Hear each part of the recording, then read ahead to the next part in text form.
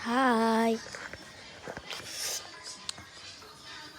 Nagbabart ngayon si Nikki Grace, pero pangalan ko talaga Jed. So nakikilala niyo pa ako dati, ng mga bata pa ako, may mga experience pa ako, mga memories. So subscriber pa lang po ako. So pwede niyo po akong subscribe. Diba, bantayin ko po yung subscribe ko po sa TV. Yan po. Tapos po, magpuputukan po kami sa loob ng bahay. Yung parang ano po, yung lumalabas ng mga ano. Please po, sana po mag-follow po kayo sa akin. Nagbibideo po ako lagi ng mga maganda. Sasayaw na po. Pero mga ano lang po, yung mga parang mga ano. Basta yung parang mga ano.